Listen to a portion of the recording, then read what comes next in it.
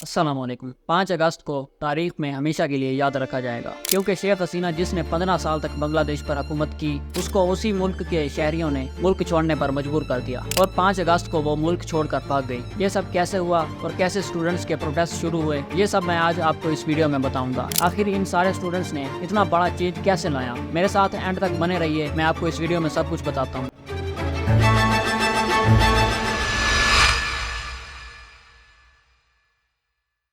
शेख हसीना का भागना बांग्लादेश के लिए एक बहुत ही मेजर शिफ्ट था। 5 अगस्त को शेख हसीना हेलीकॉप्टर में बैठ के इंडिया लैंड की और फिर कहा जा रहा है कि वो आगे जाकर लंदन में असाइलम सीख करेगी। जैसे ही शेख हसीना अपने घर को छोड़कर बाहर निकली, वैसे ही स्टूडेंट्स ने उनके घर पर हमला कर दिया और वहाँ से लोगों ने हर तरह की चीजें उठाई और इनमें से वो काफी सारा सामान लूट कर अपने साथ भी ले गए। यहाँ तक कि शेख मुजीबुर रहमान, जिसने बांग्लादेश को आजादी दिलवाई थी, लोगों ने उसके मुजस्मे को भी तोड़ डाला। जैसे ही ये न्यूज बाहर आई तो सारी दुनिया में हलचल मच गई और इस वक्त चाइना और यूएसए सब की नजरें बांग्लादेश पर हैं कि आखिर अब क्या होगा। शेख हसीना का ये डाउनफॉल इतना अचानक नहीं था। लोगों में शेख हसीना के खिलाफ नफरत काफी टाइम से पनप रही थी और वो कल जाकर फट पड़ी जब 2018 में शेख हसीना ने कंट्रोवर्शियल कोटा सिस्टम को दोबारा इंट्रोड्यूस करना चाहा, तो उस वक्त भी स्टूडेंट्स ने काफी एहतजाज किए। ये कोटा सिस्टम था भी काफी अनफेयर, क्योंकि इस कोटा सिस्टम के मुताबिक 30% गवर्नमेंट जॉब्स उन फ्रीडम फाइटर्स को दी जानी थी जो 1971 की लड़ाई में पाकिस्तान के खिलाफ लड़े थे। अब ये कोटा सिस्टम उन फ्रीडम फाइटर्स के लिए तो सही था, क्योंकि उन्होंने आजादी की जंग में लड़ाई लड़ी, मगर उनके चिल्ड्रन और फिर ग्रैंड चिल्ड्रन ये सब कुछ समझ में नहीं आता। स्टूडेंट्स का कहना था कि इस कोटा सिस्टम की वजह से शेख हसीना सिर्फ अपने प्यारों को ही नवाज रही है और जो स्टूडेंट्स अपनी मेहनत करके मेरिट पर आते थे, उनका नंबर सिर्फ 44% था। जब मुल्क में प्रोटेस्ट बढ़ने लगे तो शेख हसीना की अवामी लीग पार्टी के स्टूडेंट विंग यानी कि बांग्लादेश छात्र लीग के गुंडों ने इन पुरअमन एहतजाजियों पर हमला कर दिया और कई दिन तक बांग्लादेश में कर्फ्यू लगा रहा। और ये कर्फ्यू भी कुछ ऐसा वैसा नहीं था, शूट एट साइट का ऑर्डर था, यानी कि देखते ही गोली। अगर आप यहाँ तक वीडियो देख ही चुके हैं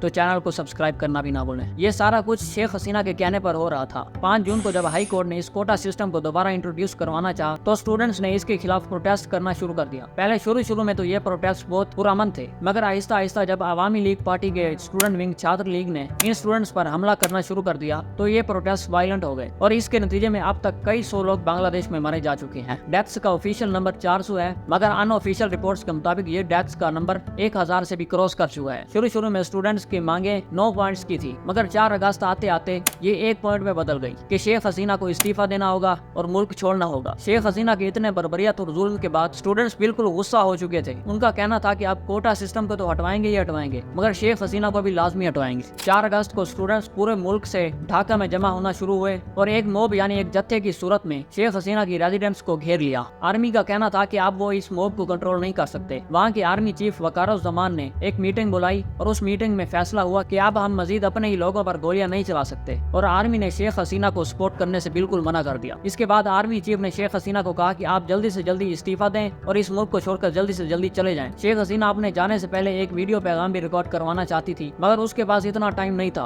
और फिर वो अपनी बहन के साथ हेलीकॉप्टर में बैठ के दिल्ली के लिए रवाना हो गई और फिर आगे कहा जा रहा है कि वो लंदन में असाइलम सीख करेगी। शेख हसीना के जाने पर मुल्क में अलग अलग जगह पर खुशियां मनाई जा रही हैं और सारे लोगों में फिलहाल इत्मीनान का माहौल है। अब आर्मी का कहना है कि वो जल्द से जल्द मुल्क में एक इंटरिम गवर्नमेंट बनाएंगे और फिर इसके बाद इलेक्शन वगैरह होंगे और मुल्क को दोबारा स्टेबल पोजीशन में लाने की कोशिश की जाएगी। ये जब से बांग्लादेश में प्रोटेस्ट शुरू हुए हैं, बांग्लादेश को तकरीबन $2 बिलियन का इस वक्त खसारा आ चुका है। अब मेरे ख्याल में बांग्लादेश की पॉलिटिक्स में इन स्टूडेंट्स की भी रिप्रेजेंटेशन होनी चाहिए, क्योंकि जब स्टूडेंट्स की रिप्रेजेंटेशन पार्लियामेंट में होगी तो ही सारे सियासतदान बंदे बन के रहेंगे। अब देखते हैं कि बांग्लादेश में मजीद क्या होता है और ये सब कुछ किस तरफ जाता है। चाइना और यूएसए भी इस पर नजर गड़ाए हुए हैं कि आखिर अब बांग्लादेश में क्या होगा, क्योंकि इन दोनों के भी बांग्लादेश के साथ बहुत सारे इंटरेस्ट हैं। आपके ख्याल में अब बांग्लादेश में क्या होने जा रहा है? क्या उनको वाकई हकीकी आज़ादी मिलेगी? हमें कमेंट सेक्शन में बताएं और अगर वीडियो अच्छी लगी हो तो चैनल को सब्सक्राइब, लाइक और शेयर वगैरह जो भी होता है करना ना भूलें। अल्लाह हाफिज़।